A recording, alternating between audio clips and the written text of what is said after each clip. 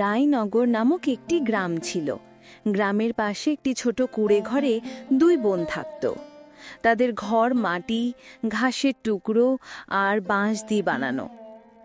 সুখে দুঃখে তাদের জীবন চলছিল, কিন্তু হঠাৎ একদিন দুই বোনের মা বাবা মারা যায়। দুই বোনের নাম লতিকা আর রূপালী। এখন তারা কাঠ বেচে তাদের জীবন চালায়।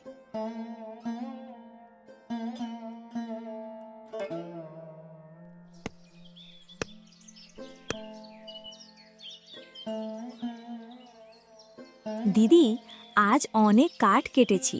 কাল বাজারে বিক্রি করলে ভালো চাল আনবো, তাই না? হ্যাঁ রে বোন, আজ আল্লাহ দয়া করলে পেট ভরে খেতে পারবো।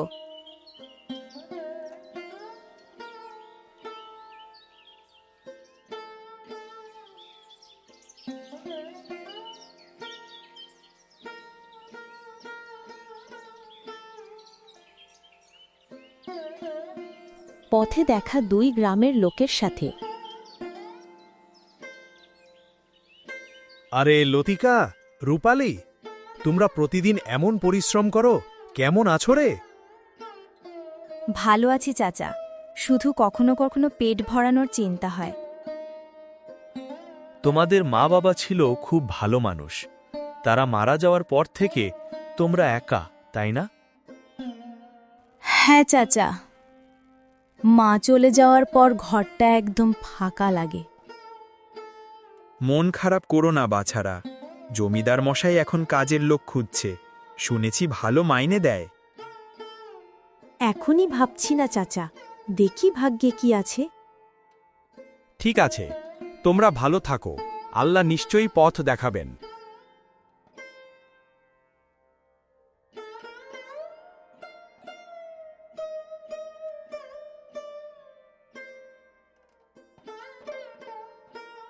তারপর লতিকা আর রূপালী কাঠ বিক্রি করার জন্য বাজারের দিকে যায়।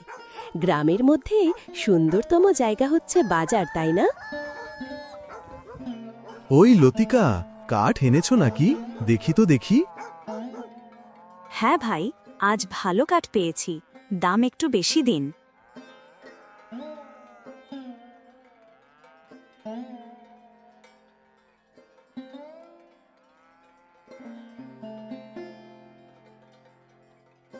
দোকানদার ভালো করে কাঠগুলো দেখে। ঠিক আছে, ৮ টাকাই দিব কেজি।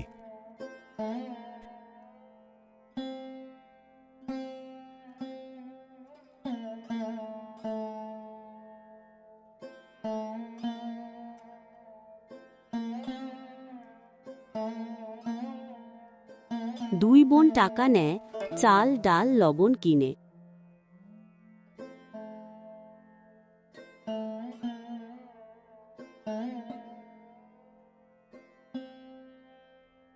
দিদি, আজ খিচুড়ি হবে, আমি আগুন ধরাবো, কেমন? ঠিক আছে, তুই আগুন জ্বালাস আর বাদ বাকিটা আমি করব।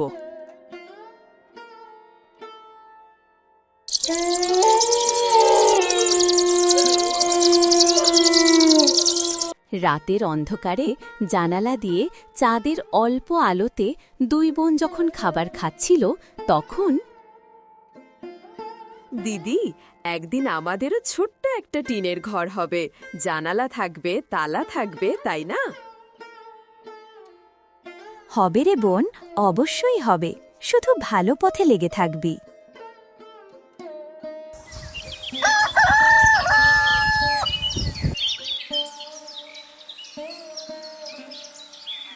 পরের দিন সকালে রূপালী, তুই আজ বিশ্রাম নে, আমি আজ একাই জঙ্গলে যাব, তুই ঘরে থাক। ঠিক আছে দিদি, তুমি সাবধানে যেও।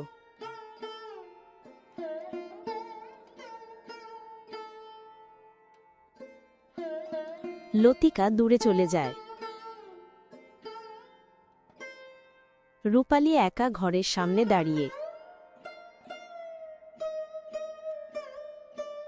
লতিকা চলে যাওয়ার কিছুক্ষণ পর ঘোড়ার পিঠে করে গ্রামের জমিদার মশাই আসে লতিকাদের বাড়িতে।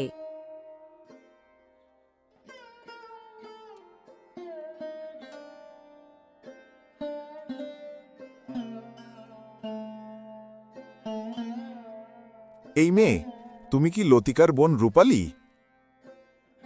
হ্যাঁ বাবু, আমি লতিকার বোন রূপালী। তোমরা খুব কষ্ট করে কাজ করো। শুনেছি অনেকদিন ঠিকমতো খেতে পারো না। হ্যাঁ বাবু, যেমন আছে তেমনই চলছে। আমার বাড়িতে কাজ করলে খাবার ঘর সব পাবা, চাইলে তোমার দিদিকেও নেব। রূপালী চুপ করে, ভাবনায় পড়ে। ভেবে নিও, আমি আবার আসব।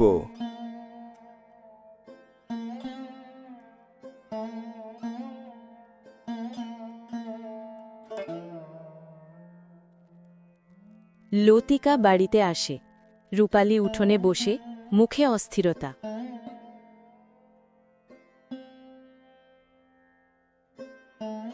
রে রূপালী, কি করছিলি? সারাদিন কোথায় থাকলি? দিদি, আজকে জমিদার বাবু এসেছিলেন। আমাকে বললেন ওদের বাড়িতে কাজ করলে আমাদের কষ্ট নাকি আর হবে না।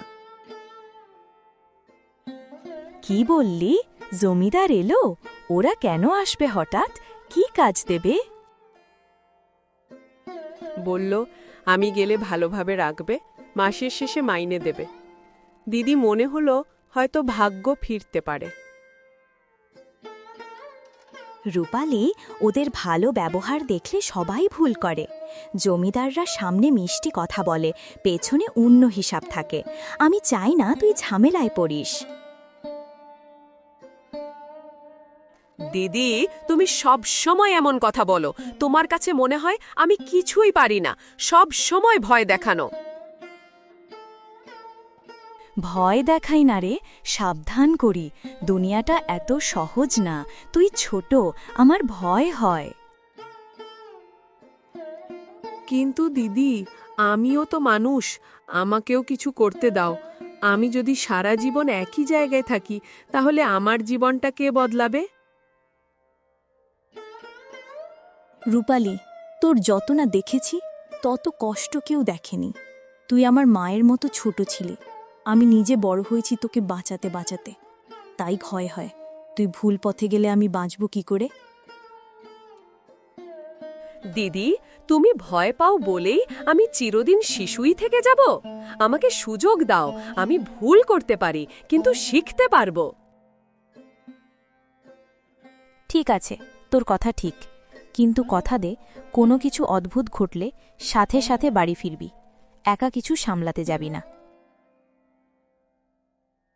কথা দিচ্ছি দিদি, কোনো সমস্যা হলে দৌড়ে বাড়ি ফিরে আসব। তুমি রাগ করো না। রাগ করিনি, ভয় পাই শুধু। আল্লাহ তোর মঙ্গল করুক রে বোন।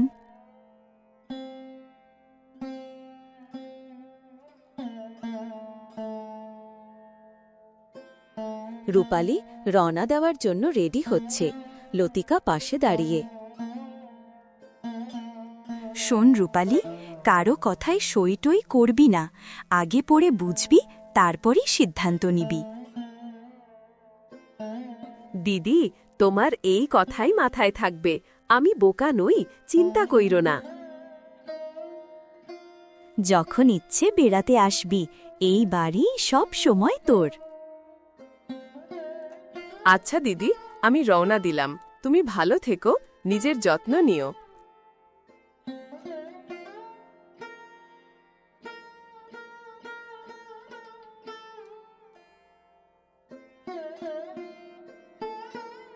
রূপালী জমিদার বাড়িতে পৌঁছে যায়। জমিদার বাড়ির বিশাল উঠান, কয়েকজন চাকর ঘুরে বেড়ায়।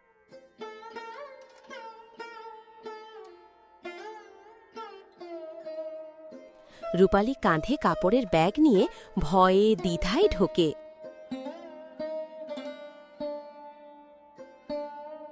ওহো, তুমিই বোধহয় রূপালী। এসো মা, এসো। ভয় কিসের? আমাদের বাড়িতে সবাই নিজের মতো চলে। জি বাবু, দিদি বলছিলেন তাই এলাম, কাজ শিখে নিব। শিখতে হবে কেন? তুমি ছোট, হাত পা চালাতে জানলেই হলো। তোমাকে কষ্ট দেব কেন বলো? তোমরা তো আমাদের গ্রামের মানুষ। জি বাবু, আজকের কাজ কি? আজ বেশি কিছু নয়, উঠানটা একটু ঝাড়ু দেবে আর ভেতরে ঘরে পানি ঢেলে দেবে, তারপর বিশ্রাম নেবে। ঠিক আছে বাবু।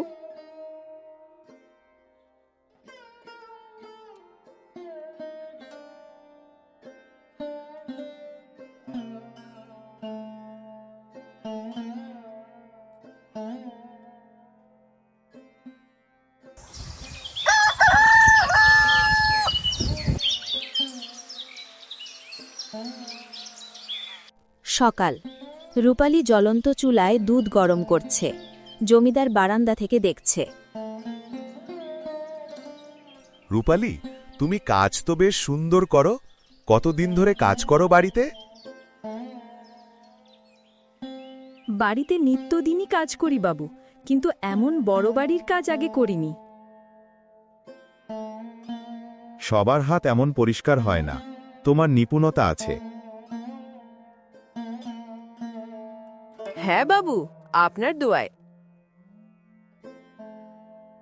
কোনো কষ্ট হলে আমাকে বলবে, ভয় পাবে না, আমি আছি তো। ঠিক আছে।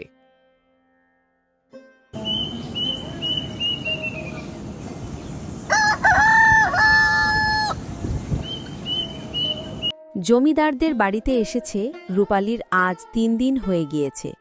দিনের সকাল, ঘর পরিষ্কার করছে রূপালী। জমিদার দরজায় দাঁড়িয়ে চুপচাপ দেখছে। তুমি এখানে এলে বাড়িটা যেন প্রাণ ফিরে পেয়েছে।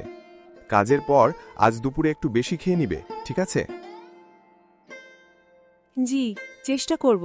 কিন্তু বাবু, কাজের সময় আমি একটু নিজের মতো থাকলে। আরে বাবা, ঠিক আছে ঠিক আছে, তোমার কাজ তোমার মতো করো, আমি স্রেফ দেখছিলাম। ঠিক আছে বাবু।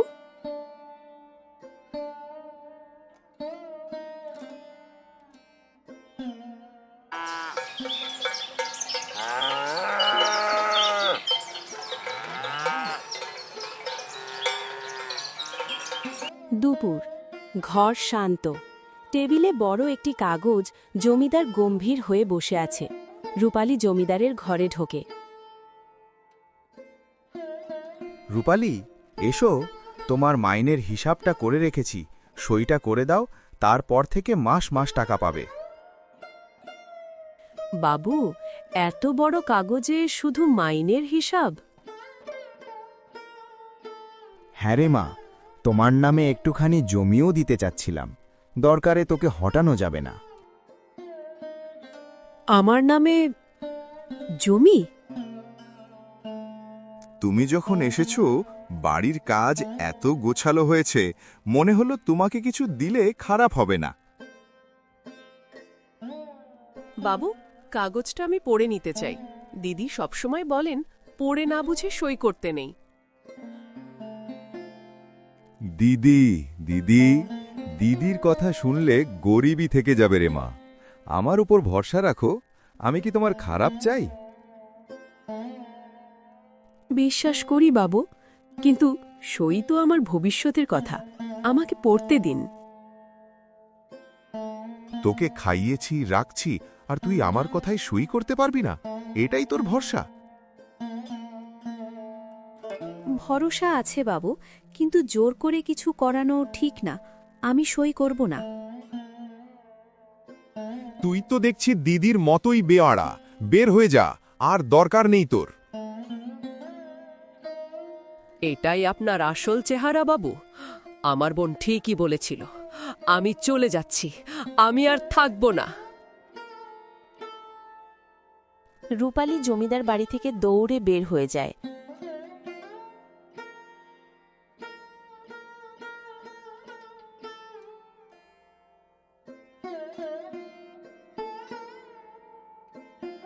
রাত হয়ে যায়। রূপালী কান্না করতে করতে বাড়িতে চলে আসে। রাত হয়ে যায়, ঝড় বৃষ্টি নামা শুরু করে।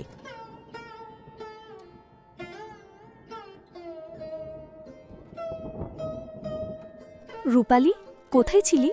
এমন রাতের সময়ে দুরাবস্থায় ফিরলি কেন? দিদি, তুমি ঠিক ছিলে।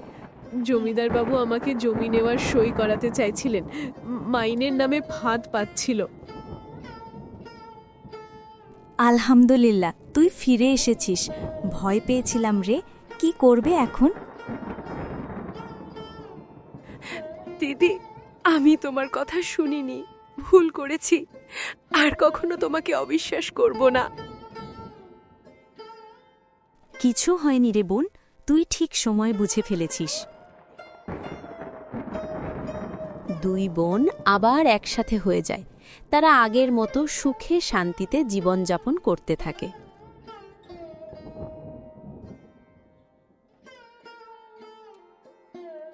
গ্রামের চৌরাস্তায় ছোট দোকান, লতিকার ও রূপালীর।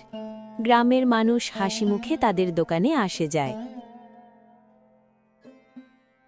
দিদি, ভাবতেই পারিনি আমরা একদিন নিজের দোকান দেব। পরিশ্রম করলে আল্লাহ কখনো কারো হাত ফাঁকা রাখেন না। ভয় নেই, এখন আর কেউ আমাদের ঠকাতে পারবে না। দিদি, আজকে মনে হচ্ছে আমরা সত্যি নিজের পায়ে দাঁড়াতে শিখেছি। হ্যারি বোন, এটাই তো জীবন। পড়ে গেলে উঠতে জানতে হয়, তবেই পথ চলে।